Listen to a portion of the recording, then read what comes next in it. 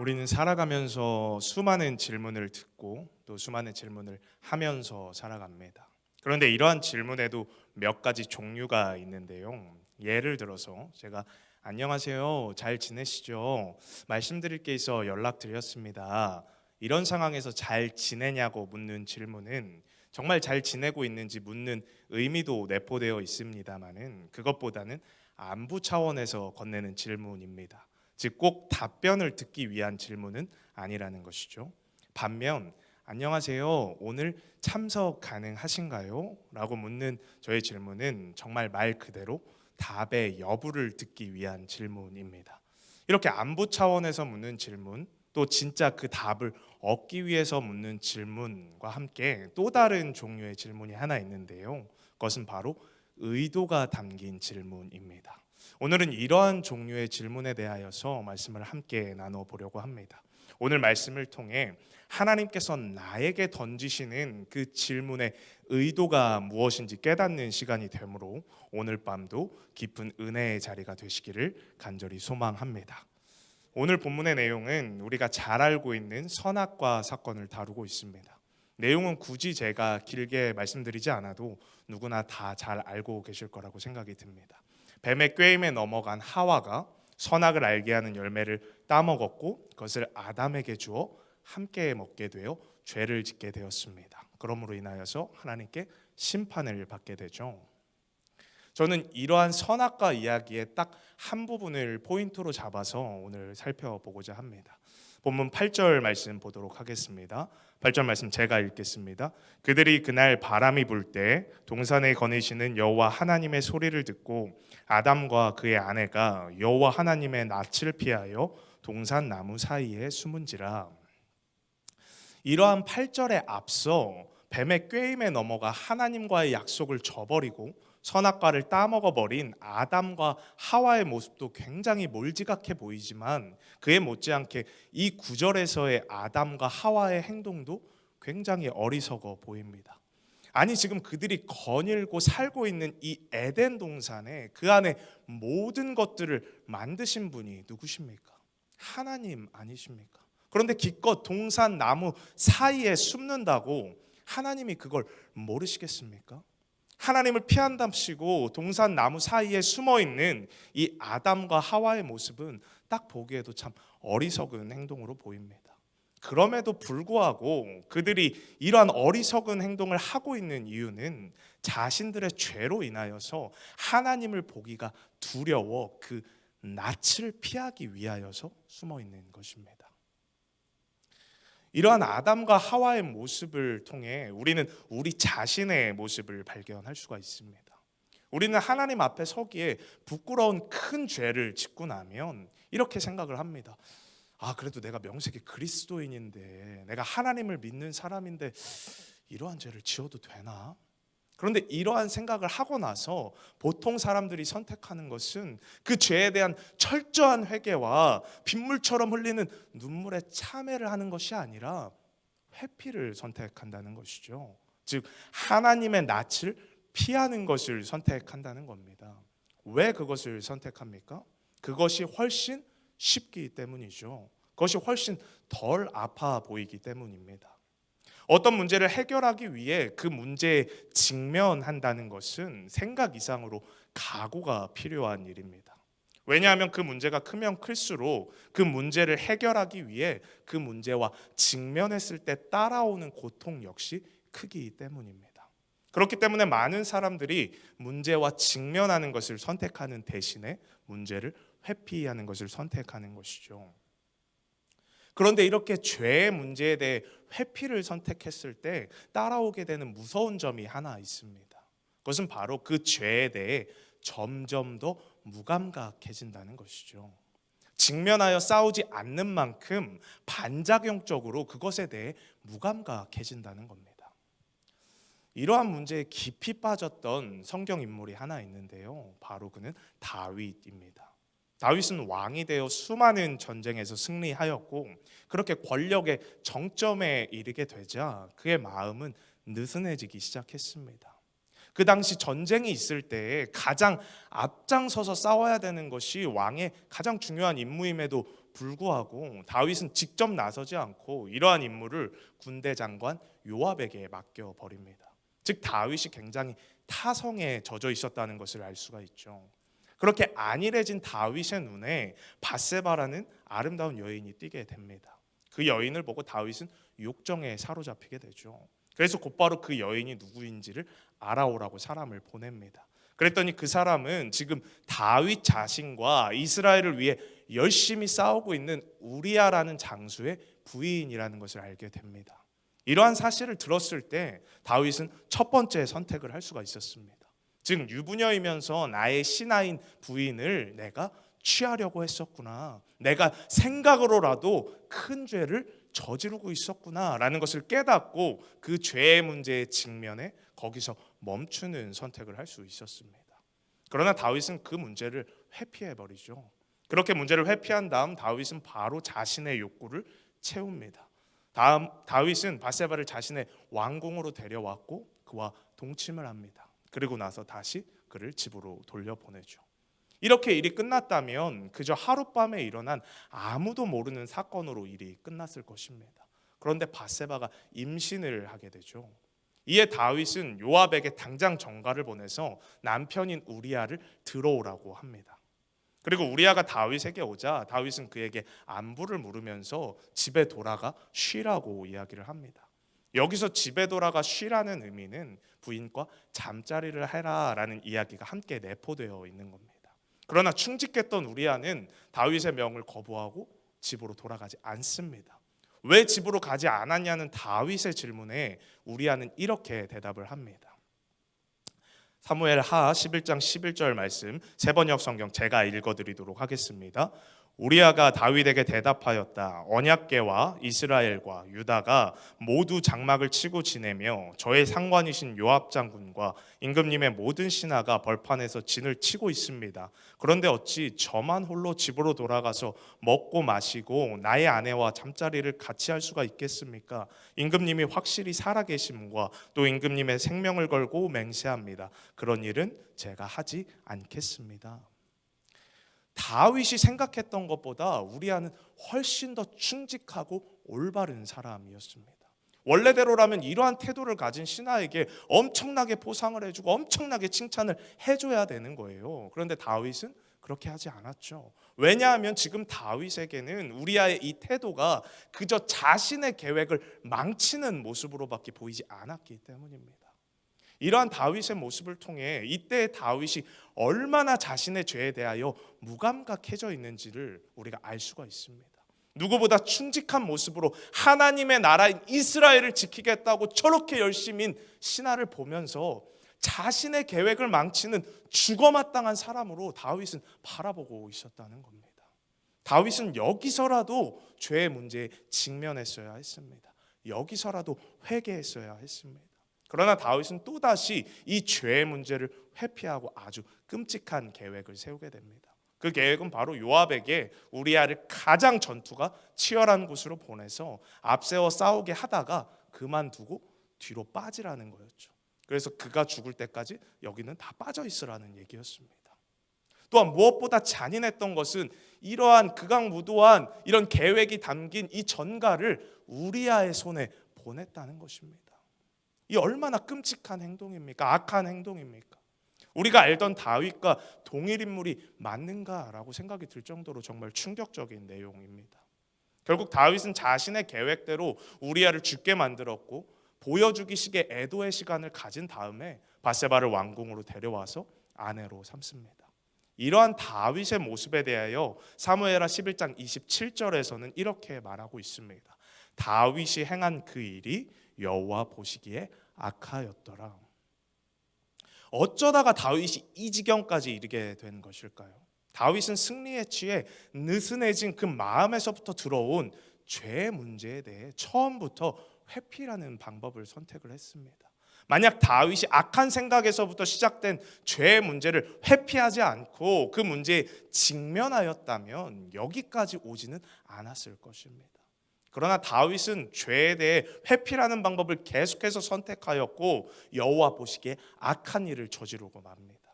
한참 시간이 흐른 뒤에 나단 선지자를 통해 전해진 하나님의 말씀에 다윗은 자신의 죄를 깨닫고 그제서야 더 이상 문제를 회피하지 않고 직면하여 하나님께 눈물로 회개하게 됩니다. 그럼에도 그 죄가 너무 컸던 다윗은 하나님으로부터 이 죄에 대한 쓴값을 치르게 되죠. 이러한 다윗의 죄는 스토리적으로 봤을 때 오늘 본문의 아담의 죄보다 뭔가 더 악질적이고 뭔가 더 큰 죄처럼 느껴집니다. 그러나 하나님의 말씀에 최초로 불순종하여 이 땅에 죄가 들어오게 만든 아담과 하와의 죄는 넓은 의미로 보았을 때 다윗의 죄와 비교할 수도 없는 본질적인 죄입니다. 화평과 사랑만이 넘쳤던 하나님과 인간 사이에 죄로 인해 균열을 만들어버리는 아주 엄청난 사건이었으니까요. 그렇기 때문에 아담과 하와가 죄를 지었을 때 하나님께서는 그것을 침묵하지 않고 바로 반응을 하셨던 것입니다. 다윗의 사건과는 대조가 되죠. 하나님께서 다윗을 바라볼 때는 다윗이 언제쯤 스스로 멈출 수 있는지, 돌이킬 수 있는지, 언제쯤 죄에 찌든 자신의 모습을 보면서 죄의 문제에 직면할 수 있는지 지켜보시고 기다리셨다는 겁니다. 그럼에도 계속해서 죄의 문제를 회피하고 더 큰 죄를 짓던 다윗에게 결국 하나님께서는 나단 선지자를 통해 그의 잘못됨을 지적하셨습니다. 그런데 오늘 본문의 아담과 하와에게는 하나님께서 바로 말씀하셨다는 거예요. 죄의 문제를 회피하자마자 그들에게 말씀을 하셨다는 겁니다. 창세기 3장 9절 말씀입니다. 여호와 하나님이 아담을 부르시며 그에게 이르시되 내가 어디 있느냐.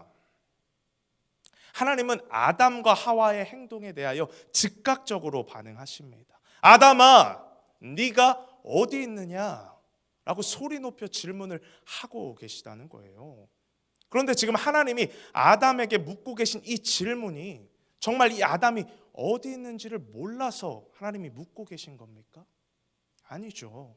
제가 설교 서두에 말씀드린 것처럼 하나님께서 지금 하고 계신 질문은 결코 아담이 어디 있는지 그 답을 얻기 위해 던지는 질문이 아닙니다. 하나님께서 지금 하시는 이 질문은 의도가 담긴 질문이라는 겁니다. 아담아, 너가 왜 지금 거기 있느냐? 아담아, 너가 왜 거기 지금 숨어 있느냐? 너가 지금 있을 곳이 거기가 맞느냐? 라고 아담에게 말씀하고 계시다는 겁니다. 즉 정신 차려라 아담 이 녀석아 라는 의미가 담긴 질문을 하고 계시다는 거예요. 하나님께서는 아담에게 이렇게 말씀하셨던 것처럼 우리에게도 늘 의도가 담긴 질문을 하고 계십니다. 요셉아, 너가 지금 어디 있느냐? 요셉아, 너가 지금 있을 곳이 거기가 맞느냐?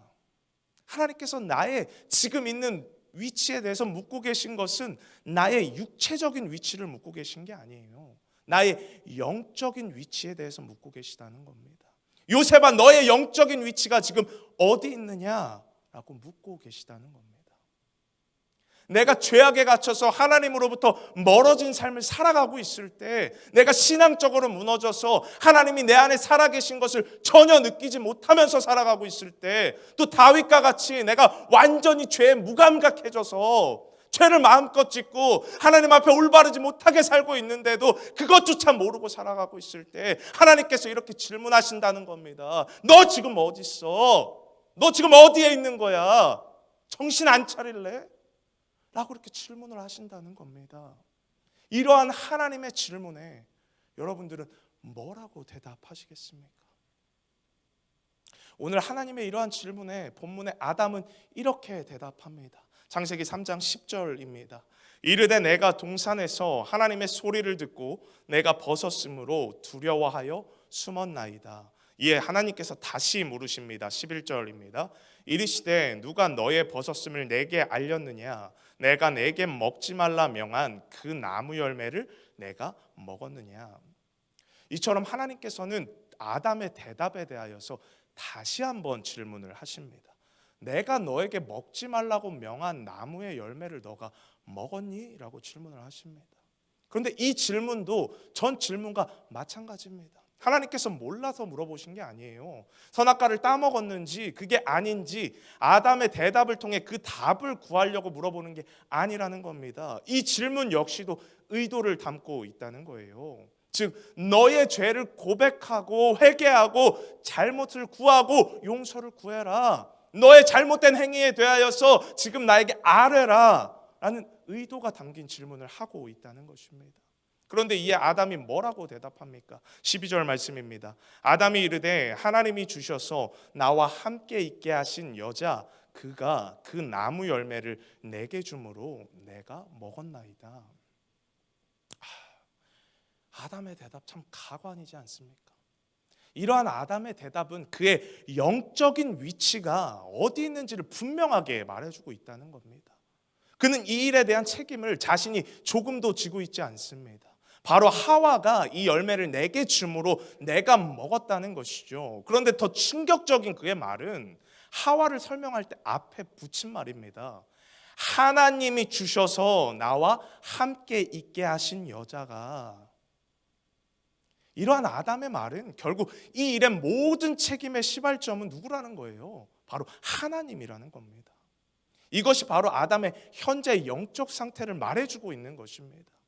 지금 하나님께서 명하신 약속을 저버린 것은 누굽니까? 아담 본인과 하와죠. 그런데 그 모든 책임을 하와에게 떠넘기는 것을 넘어서 궁극적으로 하와를 만들어서 본인에게 주신 하나님께 책임을 떠넘기고 있다는 겁니다. 이 얼마나 하나님 앞에 추악한 태도입니까? 자신이 외로워하는 것을 하나님께서 보시고 외롭게 지내지 말라고 배필 하와를 만들어 주신 건데 자신의 잘못을 정당화하기 위해서 하나님의 선한 의도마저 그 의도를 변질시키고 있지 않습니까? 이러한 아담의 모습을 볼 때 왜 하나님께서 그가 불순종의 죄를 저질렀을 때 차후 행동을 기다리지 않고 바로 응답을 하고 바로 반응을 하셨는지 아시겠습니까? 하나님께서는 이미 탁해져 버린 그들의 영적 상태를 아셨기 때문에 그들을 여기서 바로 멈추지 않으면 그들이 계속해서 죄악에 빠져 살 것을 아셨기 때문입니다. 오늘 이야기에서 나타나는 아담과 하와의 영적 상태를 보세요. 하나님께서 반드시 지키라고 한 그 명령에 대해 고작 뱀의 혀놀림에 속아서 넘어가서 어겨버리지 않습니까?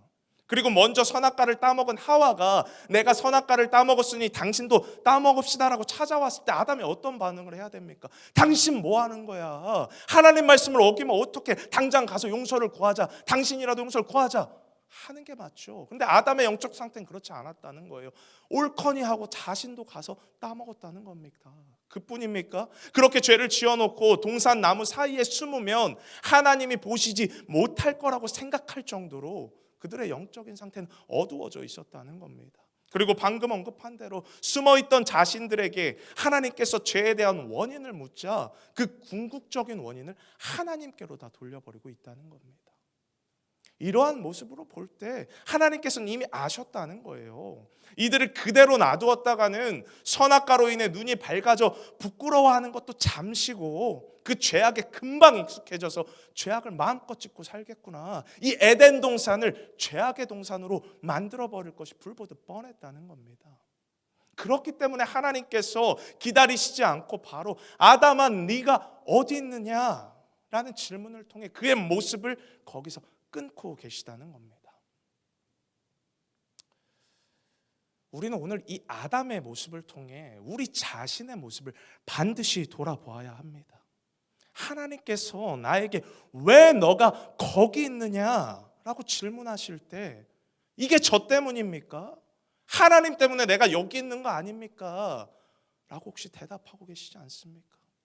하나님이 이런 일만 나에게 일어나지 않게 했어도 하나님이 그때 내가 기도한 것만 들어주셨어도 내가 이렇게 망가지지는 않았을 겁니다. 라고 모든 죄의 책임의 원인을 하나님께 돌리고 있지는 않으십니까? 그러나 그러한 태도는 오늘 본문의 아담과 하와와 같이 영적으로 눈이 탁해진 사람들이 하는 핑계에 불과하다는 거예요.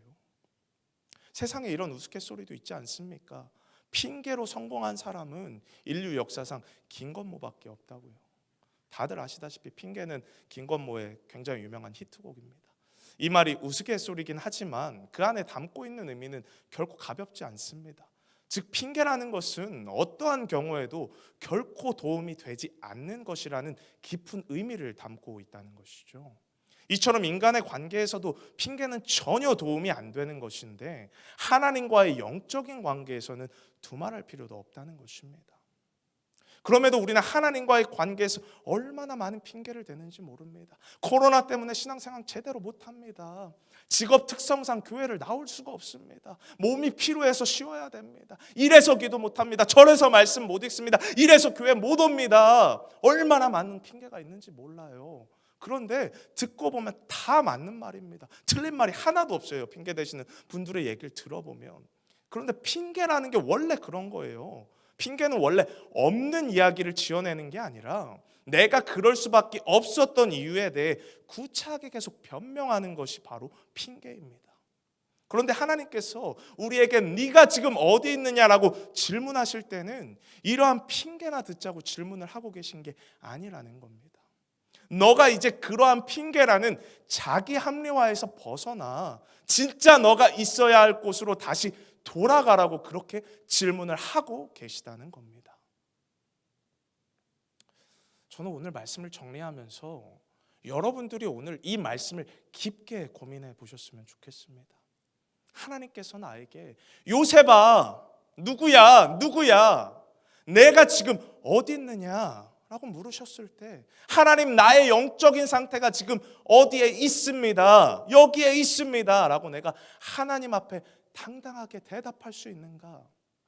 만약 내가 지금 당당히 대답할 수 없는 영적 상태라면 그 대답 속에 혹시 하나님께 책임을 전가하고 있는 그러한 간교한 핑계가 들어있지는 않은가? 이 시간 나의 모습을 돌아보았으면 좋겠습니다.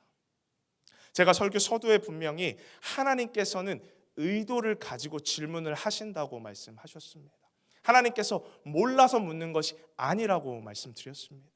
애초에 하나님께서는 나의 영적인 위치와 내가 뭐라고 핑계댈지조차도 알고 계신다는 거예요. 그럼에도 하나님께서 우리에게 질문을 하시는 그 이유는 이제는 잘못된 곳에 계속해서 머물러 있지 말고 돌아서라. 너가 있어야 할 그 자리로 돌아와라 라는 깨달음을 주시기 위해 우리에게 이러한 질문을 하고 계시다는 겁니다.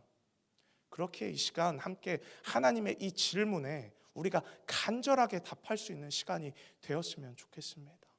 하나님 지금 나의 영적인 상태가 이렇습니다. 나의 영적인 위치가 이렇습니다. 그럼에도 불구하고 오늘 이 밤 이 자리에 나와 있습니다. 그 이유는 하나님의 그 질문에 대답을 하고 싶어서입니다. 너가 어디 있느냐 너의 자리로 돌아오라는 그 하나님의 말씀에 순종하여 믿음의 눈을 들어 주를 바라보기 원하기 때문에 이 자리에 나와 있습니다. 믿으십니까? 이 시간 목소리 높이 하나님께 간구하며 나아갈 때 나의 영혼이 주님께 확정되게 하여 주시옵소서. 그러므로 내 영이 있어야 할 올바른 위치에 내가 다시 있게 하여 주시옵소서.